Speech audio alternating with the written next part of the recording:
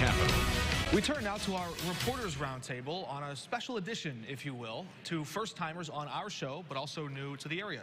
Jeff Rogers with the Illinois Press Foundation and Correct. Capital News Illinois, and Peter Hancock also there as well. You're the bureau chief. You're one of the reporters. For those in our audience who are like, wait, who's that? We haven't heard of them before. Maybe you've seen them and didn't know it, just new on the scene. First, what is this idea that you've come up with? Sure. So this is something that actually the foundation started to talk about about 2 years ago, noticing the vanishing press corps here at the State House and wondering what it could do about it. And the foundation is the charitable educational arm of the Illinois Press Association, which represents about 440 newspapers across the state.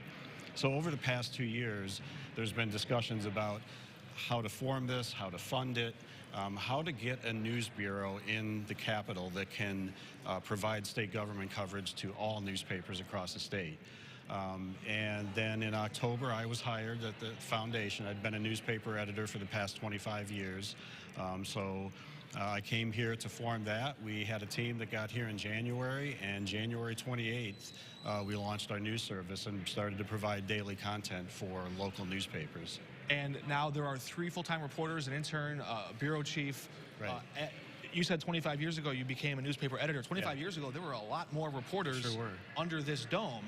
And the State House Press Corps, in fact, I think you said 2 years ago, there was actually a headline, I don't know if you know this, in the Illinois Times, front page, that said, "The Vanishing State House Press Corps." That was the headline. It was a cartoon.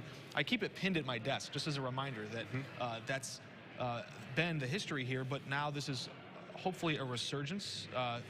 Peter, you came here from Kansas, I'm told. That's right. And what is it the same thing there? Is the State House Press Corps shrinking absolutely, there too? it has shrunk considerably over the last 20, 25 years. I actually started reporting out of the State House around the same time. And it used to be on any given day in that State House, you might see upwards of 15 to 19 reporters during the session. It's now down to less than a dozen. Maybe even in the single digits. And what is the effect of that on the reporter and on the people being the subjects of the reporting? On the reporter, you have a lot more work to do just to keep your head above water. I think the concern for the general public is there's just an awful lot of stuff that's not getting covered that you're not hearing about. And for people, especially in certain parts of the state, the more isolated parts of the state in Illinois and in Kansas, the only news they get is the newsletter that their local legislator sends to them, press releases. And of course, they're giving it to them straight. Yeah.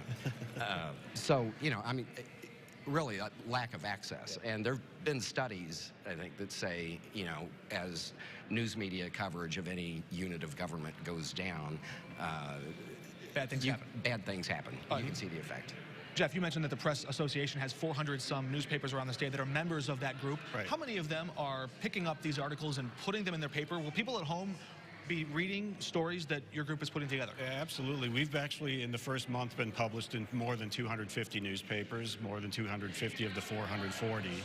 And of those, it's 54 of them are daily newspapers, and that's about 80% of the daily newspapers in the state, and then about 200 of those are weekly newspapers. So it goes from the northern to the southern part of the state, east to west. It has been all over the state. So it's been really, really encouraging to see, and it speaks to the need that there is for state government coverage in local newspapers. And it's good to see that resurgence and new reporters on the beat. I know that this week there were a few interesting things. We're still sort of sifting through some of Governor Pritzker's budget proposal, but this week there was also a press conference that I believe you may have reported on, talking about the state's effort to curb the price of life-saving medications. What was the gist there? What's the state trying to accomplish? Well, Democrats in the legislature are pushing a package of bills, really, that are aimed at controlling the spiraling cost of prescription drugs. One of the interesting issues in there is whether or not state government, any state government, is really empowered to do that. And I think Republicans will be raising that issue. But it's a problem all over the country, and they seem to have come up with some things that they believe the state of Illinois can do to put some controls on the spiraling cost of drugs.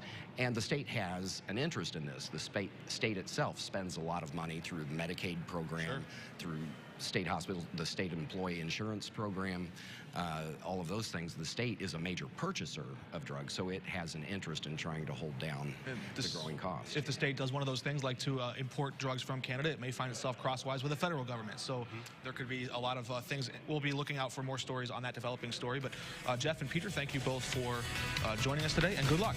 Thank you. Thanks for having us. We're back in a moment.